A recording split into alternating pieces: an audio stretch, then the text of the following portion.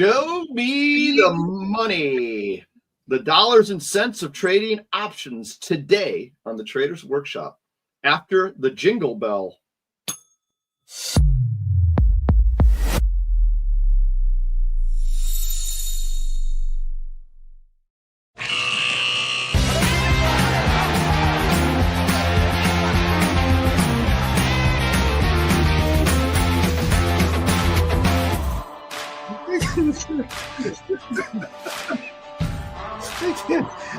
Oh my God. What else will Can you do the face you did right before the jingle bell again?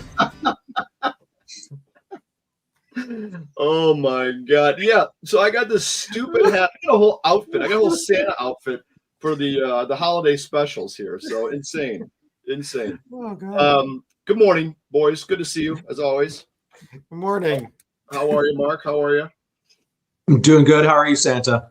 I'm good. I'm here to see who's naughty or nice, and shower some gifts. What do you say? All right. Ooh. Yeah, and we got just as a little brief announcement for next week. I know you're going to start it this week, but we're going to have a guest on for next week, so it should be interesting. So make sure you stay tuned for that. Gentleman from TradeWave. He does a lot of statistical analysis of back 100 years and gets all these patterns and sort of things. So he's going to join us and show us talk all about it. We're going to kind of get into the Santa Claus rally, and that's next week. So make sure you mark your calendars and set your DVR. So anyway, good to see you. All right, this is an interesting topic today because I'm a huge believer, and I think what I think Mark's going to talk about. This is kind of Mark's little bailiwick here, but I like it too. Jason's going to be the counter argument, I think.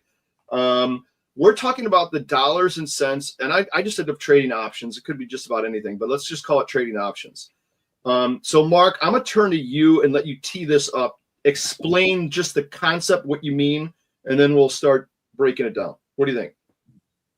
Sounds great. I think, to set the table, like complexity is everywhere in the derivatives market, just by very nature of them being, a function of some other asset. There's all kinds of room to talk about super fancy math, super complex modeling, all kinds of distributions and statistics. Like there's all kinds of room for complexity, whether that's described by Greeks or other model functions or whatnot. But I think it's important to remember that at the end of the day, trading comes down to dollars and cents. And that when you're approaching the market from, the buy side perspective, whether that's, the smallest one lot retail trader or big institutions that are, not structural, liquidity providers, really what the number one thing that comes down to are what are the, what's the P&L on this trade? How much can I buy it for? How much can I sell it for? How much margin is this taking up? What does this do to my returns? Nothing to do with the Greeks. Yeah. That's a great point. And I've been on that soapbox a little bit, and we talked about this pre-show. I'm gonna let Jason jump in here in a second. But I agree with you. And look at going back to at least my days and your days on the trading floor when the Greek profile was vital to us managing our inventory. We had a very firm handle on all of those Greeks and what they meant and how they behaved, and even the sub-Greeks and blah blah blah. Right. Important in that sort of environment. But what I've kind of discovered lately in the retail world, because I've been trading a heck of a lot more than I usually do, is that it's very similar to what you just said. I put on I'm just going to make this up. I sell a credit spread in a stock, like stock XYZ, because I'm bearish in the stock. Now, why I'm bearish is a different story. Okay, we're not going to argue that right now. But I came up with a bearish thesis. And I decided to take advantage of my bearish thesis by selling a call spread, because I know that the deltas are short. I don't know what they are. They could be 5, 7, 9. I don't care. I know I sold it for $2, and I'm hoping to buy it back for 50 cents or let it go worthless or wherever. And if that happens, I make money. If I have to stop it out because it's going the wrong way, I'm going to lose money. End of story. I don't need to know much more than that. If you say, what's the theta on it? I go, I don't care. Doesn't matter. I'm in this for $2 and I hope to buy it back for $1. Period. Now, Jason, you have a belief that I think a very firm understanding of the Greeks is important as well. And I don't disagree with that.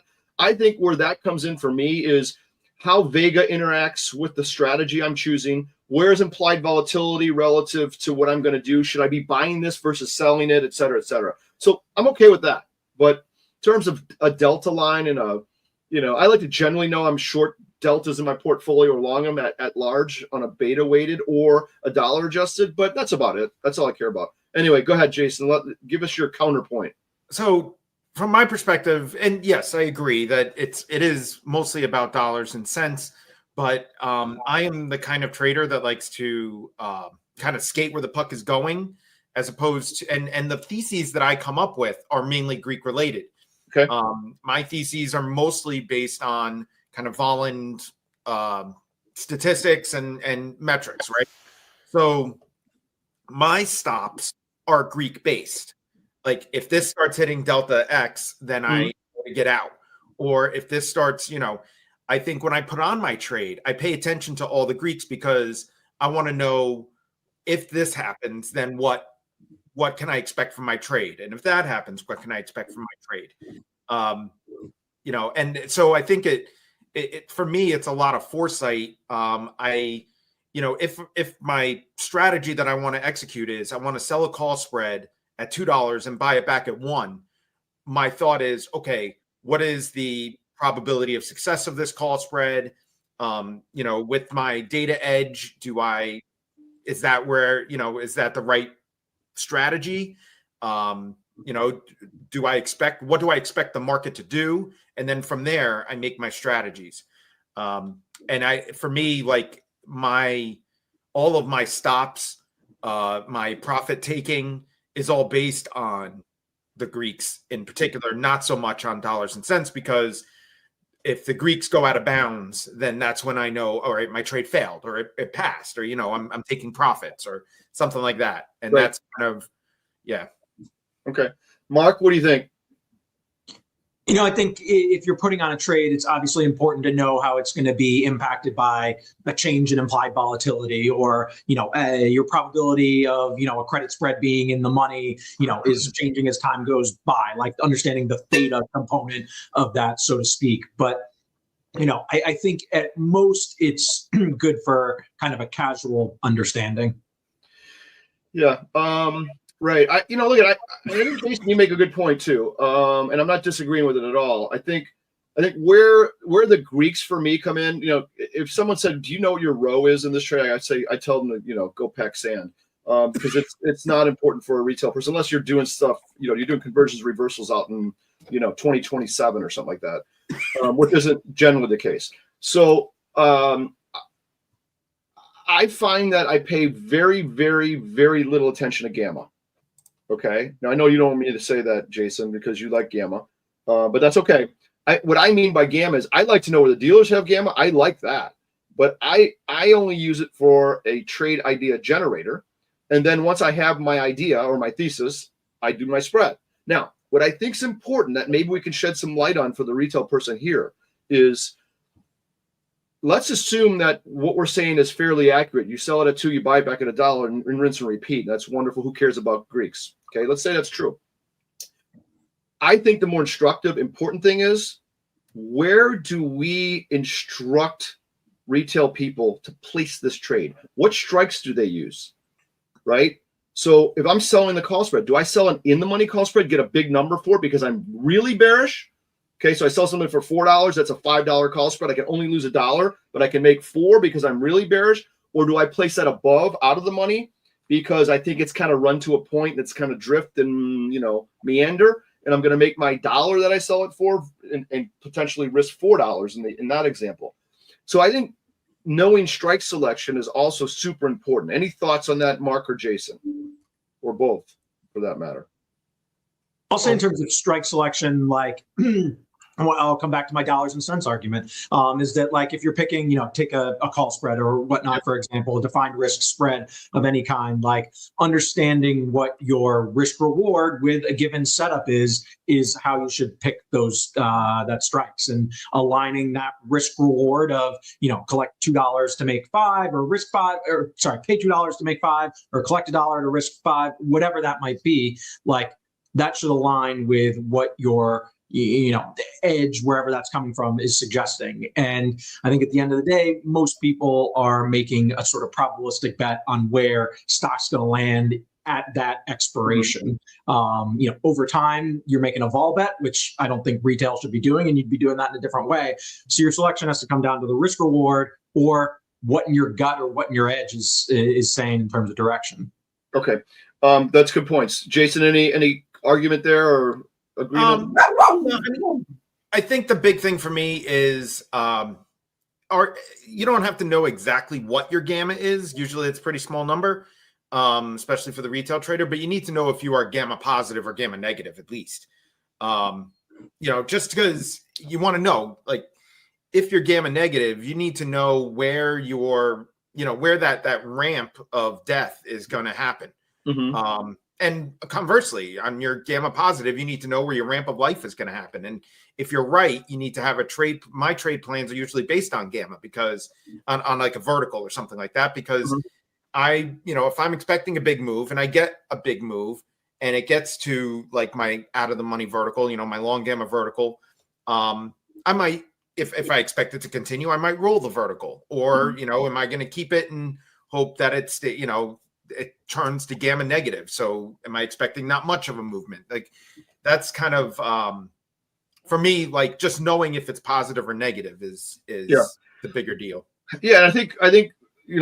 I think we're making a similar argument now, getting into generalities of understanding the dynamics and nuances of options, but not necessarily the real core, looking at my Greek profile and my whole position and being like, oh my God, I've got, this theta and that vega and this delta, I better hedge it. They're not hedging. That's the whole point. There's really no hedge. I mean, most retail people, I've seen some, but most of them don't trade like a pro, and they shouldn't, for that matter. They should have great theses and use tools like you guys use, like Volland and Mark, what you do. And you know what? If you're pretty good at it, you can be wrong and be right using options correctly, right? Yeah.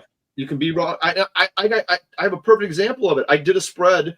I sold a call spread, and my thesis was this stock was going to go down. That's what I believed based on my analysis. Well, it didn't go down, but it kind of inched up over time, and I won. So it won against me in direction, but I ended up winning because of what I chose to do relative to strike selection and where implied volatility was on the scale of things. It was very high. So I ended up taking it off, even though it went against me. And that's the beauty of options. You have interesting movements that can you can take advantage of time, right? And again, you just need to know, is it theta positive, theta negative? You don't have to know exact numbers, but know where it sits. So if I'm short gamma, I like to know my delta to theta ratio, just because I want to know what impact movement will have during the day. But I think what we're getting down to is how you view your positioning. And I kind of like to view it by Greeks, because I find Greeks to be more predictive. But ultimately, I think most retail people, as long as you understand the concepts of what your option trade is, I think you don't need to know the exact numbers or whatever. Right. So exactly. And then Mark and I were chatting about this yesterday on something different. I said, where are you understanding the mental gymnastics of options trading comes in handy, especially for the smaller accounts in the pattern day trading world, which I know we're going to go away from one of these days. Look at knowing what a synthetic is and how to trade out of something and make it risk neutral by doing something else that's a synthetic of what you have on and locking it up is useful.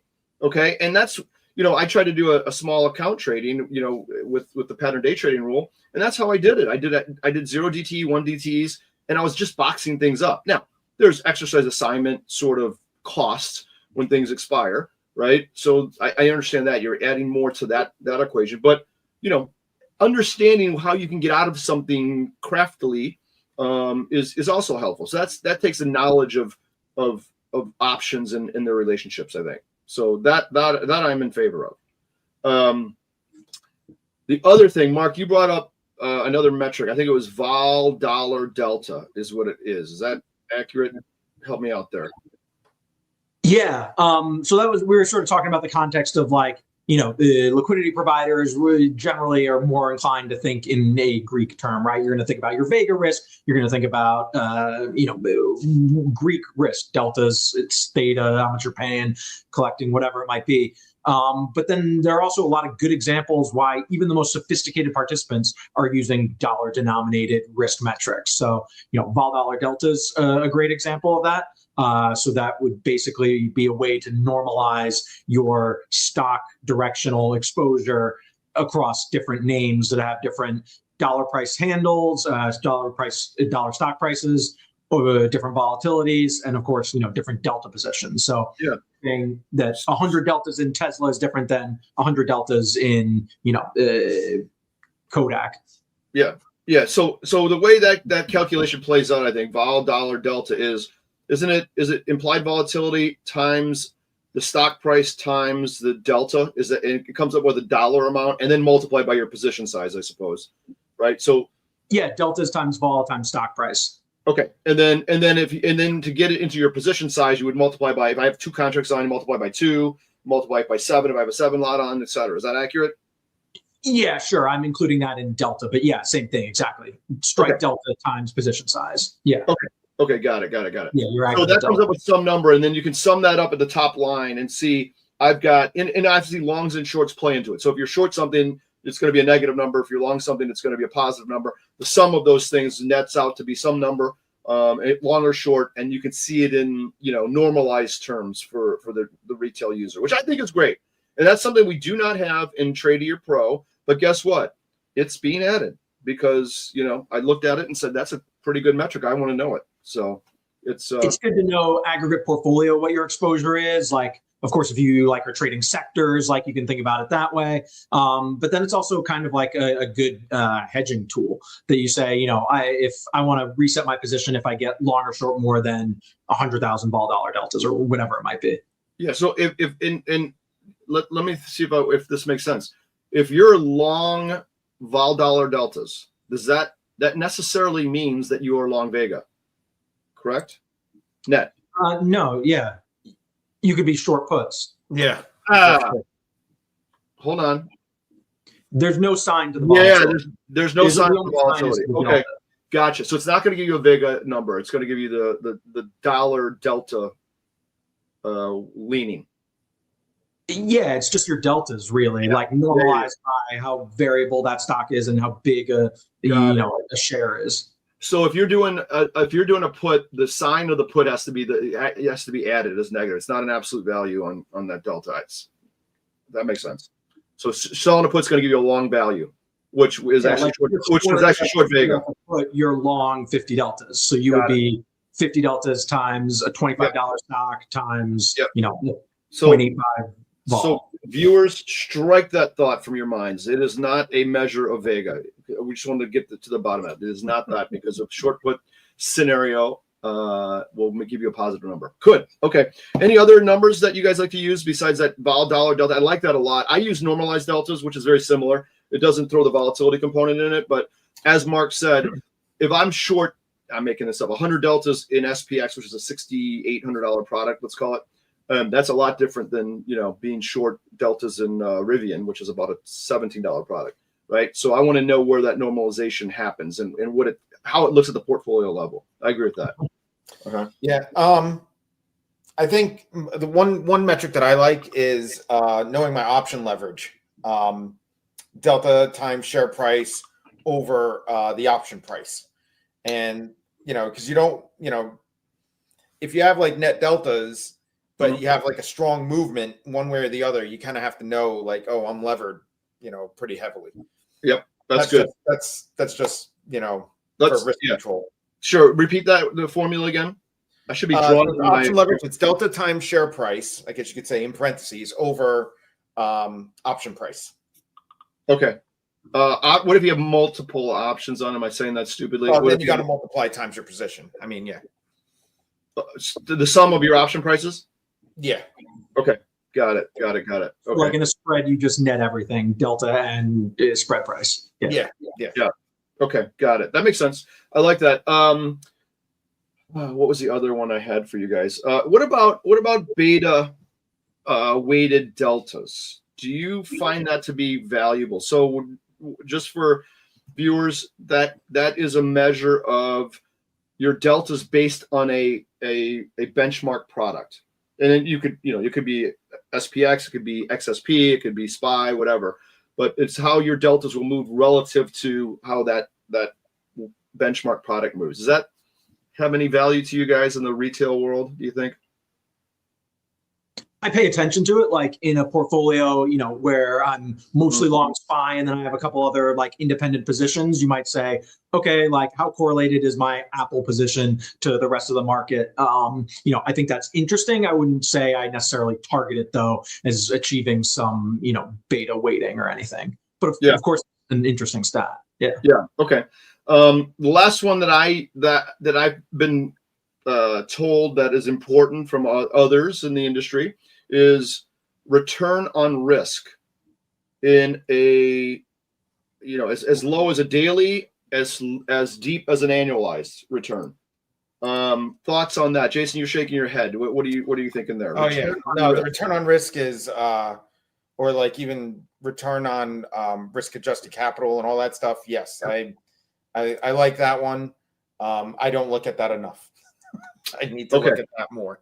Yeah. So again, because of all these conversations, we are adding that piece to Tradier Pro as well in the strategy section. So you can go back and or not go back, but you can actually model your return on risk in various slivers. So I found that after it was explained to me, that one seemed like it was, fairly good metric, I think. And expected value, on a trade also all very good, but not expected value at the end of duration, but all along the curve, right? So those are also good numbers. So no one really holds this stuff to expiration, I don't think. I mean, it seems like people get out well before when they get to their dollar amount and they've made their profit. So cool. What else, guys, before we have to jump ship here? Gap risk is another good dollar-based measure that, like your position, your Greeks can tell you this, that, or the other thing, that you've got this, whatever, gamma, vanna, however you want to slice that up. But like at the end of the day, if a stock moves, it's going to jump to a different place. There's going to be a new vol, a new stock price. Like, what are your positions worth when that happens? And so, it's never precise, but you strike vol on one axis, shock price on another axis, and look at the sort of heat map of where you're going to make money, where you're going to lose money. It helps identify pockets in a position that, maybe there are dollar cheap coverage options, maybe, whatever it might be. That's an interesting topic, and God, you guys are hitting all the notes without our talking about it. Someone referred that to me as a heat spectral map. Does that make sense? And it was exactly that. So greens and reds, you have your position on, and it shows you out in time on a heat map, where those optimal spots are on the heat map, which would be green, and where the real bad red is, and it'll be strikes, I guess, on the y-axis looking out there, or maybe not. It could be P&L, but it shows you that, which I think visually is very good. I'm a big fan of visual learning, so that's something that a retail person can look at and say, oh, I've got problem here and here. Okay, and if I want to cure that problem, I can do this or that. That's where option knowledge comes in, I guess, right? That helps. So to me, that's super helpful. I love things like that. The other visual thing that was presented to me recently is, if you talk about delta gamma and you look at a risk graph, okay, and you look at the slope of lines on a risk graph and when it gets flat and all that stuff, you can try to teach a new person gamma and delta based on the slopes of those lines and visually, right? What do you think about that? Is that kind of cool? Absolutely. I like that. Mm-hmm. Okay. I do that often. Mm-hmm. Yeah, because I think that is really helpful. If I'm, listen, we take it for granted, the options part of this and the education, but think about someone who's fairly new to this, not necessarily a brand new, but somewhere just getting into it. If you can explain delta with a picture or gamma with a picture, I think that just goes a really long way, right? Mm-hmm. So I'm it's an educational tool. That kind of thing is fantastic. Yeah, right. So I'm looking more into that, especially for the system, for the platform, to show kind of those features and have teaching elements in these risk graphs for people who are a little bit more on the beginner side of the equation. So that's kind of cool. Good. All right. What else? Anything before we go? We got to go. as always, good to see you. I'm good. Give Good us seeing you. You too. Give us the plug, Jason. Vol.land. Vol.land for dealer positioning data. All right, Mark. If you want to read more about my dollars and cents opinions, I just put out a new edition of The Till. So thetil.substack.com. Nice. And then you can always find me at lex@tradier.com. And I love emails. Just send them on the weekends. I don't care. I just love emails. It's so fun. It makes me happy. Don't forget to subscribe, hub.tradier.com. Lots of stuff going on. We're going to be doing monthly webinars. Okay. If you're subscribed, you will get the mailer on those. And they are all over the place in terms of the topics. So last one was on VIX pricing and understanding VIX. The next one coming up is a group that we have in our ecosystem that's going to talk about trading signals. Very interesting. That's going to be in January. So stay tuned for that. What else? And then we're working on the live summit coming up in May of next year. Probably going to be in a warm climate like Florida. So hopefully these two gents can join me down there, but we are planning that now. So stay tuned for that. The way you get the info is to sign up at hub.tradier.com. It's free. Anyway, good to see you guys. Merry holidays. Next week, we have the Santa Claus Rally Talk, so don't forget to sign up for that on Thursday, 9 o'clock, Traders Workshop. Otherwise, Mark, what? In the meantime, happy trading. Happy trading. Bye, boys.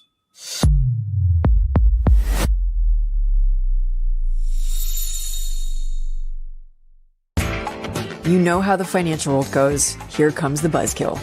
Please make sure to take some time to read this boring disclaimer. We will owe you one.